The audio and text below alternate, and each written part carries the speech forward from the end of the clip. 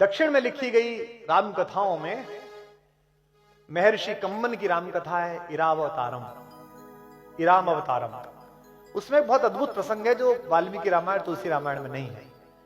जब राम ने लंका विजय के लिए रामेश्वरम में शिवलिंग की स्थापना की, आपको पता होगी 12 ज्योतिर्लिंगों में है, वही रामेश्वरम जहां हमारी भारतीय वैज्ञानिक चेतना का बड़ा ऋषि एपीजे अब्दुल कलाम कब्र में आराम फरमा रहा है, वही रामेश्वरम। जब उन्होंने शिवलिंग की स्थापना की तो उन्होंने कहा कि आसपास कोई आचार्य ढूंढ के लाइए, कोई पुजारी, कोई ब्राह्मण ढूंढ के लाइए जो मेरा यज्ञ करा दे। तो जामवंत ने कहा कि महोदय, इस जंगल में समुद्र तट पर केवल पेड़ हैं, वनवासी हैं, हम में से तो किसी को पता नहीं है। तो उन्होंने कहा आचार्य ऐसा लाइए जो शैव और वैष्णव परंपराएं दोनों का सम्मिलन हो, जिसे दोनों चीजें आती हो। तो जामवंत ने कहा कि ऐसा तो एक ही आदमी है पर वो हमारा शत्रु है, पुलस्त मुनि का नाती है, वैष्णव है और शिव का भक्त है, दोनों परंपराओं का पोषक है और कर्मकांडी है, सब जानता है। तो राम ने कहा कि एक बार जाके देखिए, बात करके देखिए। तो ये इरावतारम में कथा आती है, कितनी अच्छी है। दुश्मन भी हो तो ऐसा हो, सामने वाला भी, हाथ में आंख में पानी नहीं, हाथ में खंजर नहीं, आंखों में पानी चाहिए। राहत भाई का शेर है, हाथ में खंजर नहीं, आंखों में पानी चाहिए, ऐ खुदा दुश्मन भी हमको खानदानी चाहिए।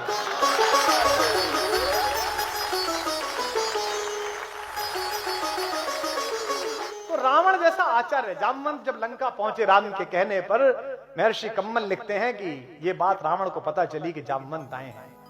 जामवंत उनके पितामह के दोस्त रह चुके हैं, तो उनको लगा कि मेरे बाबा के दोस्त हैं तो आदर करना चाहिए। उसने राक्षसों से कहा कि मेरे महल तक का रास्ता बताने के लिए उन्हें कष्ट ना हो, हर जगह राक्षस हाथ जोड़कर खड़े हो जाए और जिधर की तरफ इशारा कर दें उधर जामवंत चलें।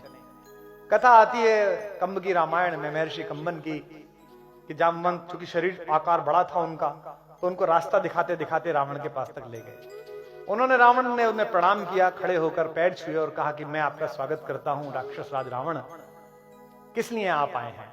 तो उन्होंने कहा मैं चाहता हूं कि मेरे यजमान की आप आचार्य बन जाएं। तो उसने कहा कि स्वीकृति से पूर्व मुझे विचार करना पड़ेगा और विचार में देरी लगेगी, तो अगर आप आसन ग्रहण कर लेंगे तो अच्छा होगा, मैं भी बैठ पाऊंगा।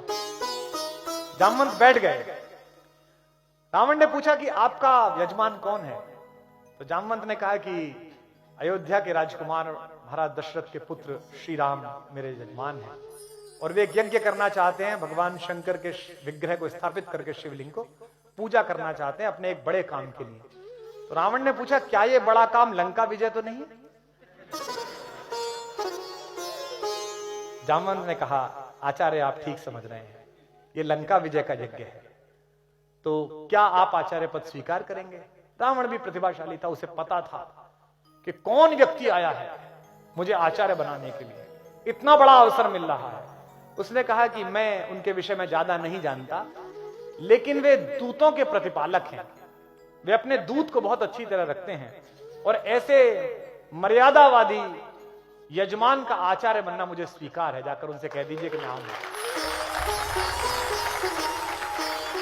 यह है रावण, जिसके घर में मां सीता सुरक्षित नहीं, शील के साथ सुरक्षित नहीं। यह है रावण, उस समय का शत्रु भी कैसा है राम का।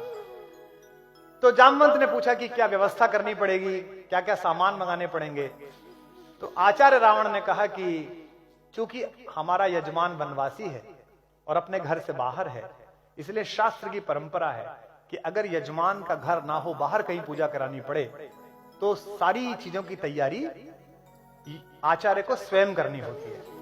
तो आप कह दीजिए अपने यजमान से कि वो केवल नहा धोकर स्नान करके व्रत के साथ तत्पर रहे, मैं सब चीजें कर दूंगा। अब उसने अपने लोगों को बुलाया और कहा कि भाई पूजा कराने के लिए जाना है, ये सब सामान तैयार करो। इसके बाद रावण एक रथ लेकर मां सीता के पास गया और सीता से उसने कहा कि समुद्र पार तुम्हारे पति और मेरे यजमान राम ने लंका विजय के लिए एक यज्ञ आयोजित किया है और मुझे उस यज्ञ के आचार्य के रूप में बुलाया है। अब चूंकि जंगल में रहने वाले किसी भी यजमान की सारी व्यवस्था करना आचार्य का काम होता है, इसलिए उसकी अर्धांगिनी की व्यवस्था करना यह भी मेरे जिम्मे है।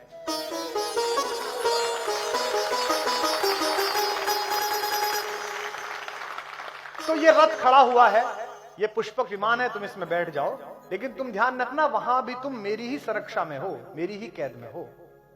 और मैं आचार्य रावण तुमसे ये कहता हूं कि तुम मेरे यजमान की अर्धांगिनी के नाते, अर्ध यजमान के नाते इस पर बैठ जाना। कम्मन राम कथा में प्रसंग आता है कि यह सुनकर देवी सीता ने रावण को आचार्य कहकर प्रणाम किया, जो आज्ञा आचार्य। और अगली बात सुनिए, और उनके प्रणाम करने पर उसी रावण ने देवी सीता को अखंड सौभाग्यवती भव का आशीर्वाद दिया।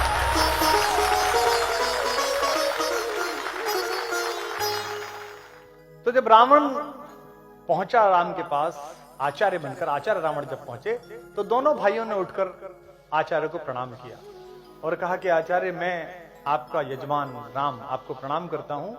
मैं लंका विजय के लिए एक यज्ञ कर रहा हूं। मैं चाहता हूं कि यहाँ के शिव का विग्रह स्थापित हो, ताकि देवादिदेव महादेव मुझे आशीर्वाद दें कि मैं लंका पे विजय प्राप्त कर सकूं। ये लंकेश से कह रहे हैं रावण, लेकिन आचार्य रावण से कह रहे हैं।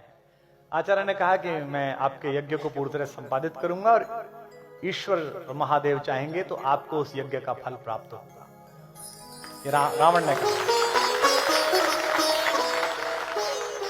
तैयारियां शुरू करिए तो बताया कि हनुमान गए हैं शंकर का विग्रह लेने के लिए, शिवलिंग लेने के लिए। अब हनुमान गए हैं तो ये भी पता नहीं कि वो महादेव को डायरेक्ट लाएंगे या कोई शिवलिंग लेके आएंगे, क्योंकि हनुमान की तो इस चीज में एक्सपर्टीज है कि उन्हें दवाई मंगाने भेजो तो मेडिकल स्टोर ले आते हैं उठा के। तो आचार्य रावण ने कहा कि पूजा में देरी संभव नहीं है, मुहूर्त नहीं टल सकता, इसलिए आप बैठिए और आपकी धर्म पत्नी वे कहां है, उन्हें बुलाइए। तो राम ने कहा कि आचार्य, मेरी धर्म पत्नी तो उपस्थित नहीं है यहाँ पर, तो ऐसी कोई शास्त्रीय विधि हो जिसमें उनकी अनुपस्थिति में यह यज्ञ हो जाए। तो रावण ने कहा यह संभव नहीं है, केवल 3 प्रकार से इसकी अनुमति है। एक, या तो आप विधुर हो, आपकी पत्नी नहीं हो, दूसरे आप अविवाहित हो, आपका विवाह नहीं हुआ हो, और तीसरे आपकी पत्नी ने आपको त्याग दिया हो। क्या तीनों स्थितियां हैं? तो राम ने कहा तीनों स्थितियां तो नहीं है। अब राम ये कैसे कहें कि आप ही हैं उसके कारण, क्योंकि वे तो आचार्य हैं। तो जामवंत ने कहा कि आचार्य फिर इसकी क्या व्यवस्था है? तो उन्होंने कहा कि जब कोई यजमान जंगल में हो और उसके पास यज्ञ को पूरा करने के समस्त साधन ना हो, तो आचार्य की जिम्मेदारी होती है कि वो यज्ञ के साधन उपस्थित कराए। तो आप विभीषण को और अन्य अपने मित्रों को भेज दीजिए, मेरे यान में अर्ध यजमान सीता बैठी हुई है, उन्हें बुला लाइए यहां। ये इरारामावतारम में जो कम्मन के लाल रखी उसमें प्रसंग है। उसके बाद पूजन हुआ, विधिवत पूजन हुआ।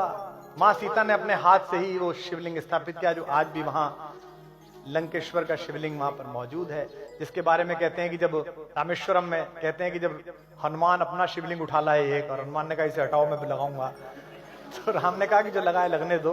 जब हनुमान नहीं माने, कहा महाराज मैं तो लेके आया हूं। तो राम समझ गए कि इन्हें थोड़ा सा अपने बल पर अहंकार आ रहा है, तो राम ने कहा इसे हटा लो। और सुनते हैं कि पूरा हनुमान ने जोर लगाया, वो शिवलिंग नहीं हटा। इसलिए राम ने फिर वरदान दिया कि तुम्हारा शिवलिंग भी यहाँ उपस्थित रहेगा। तो रामेश्वरम में उनके द्वारा स्थापित भी एक शिवलिंग है, जो हनुमानेश्वर के नाम से जाना जाता है, कि हनुमान के द्वारा स्थापित शिवलिंग।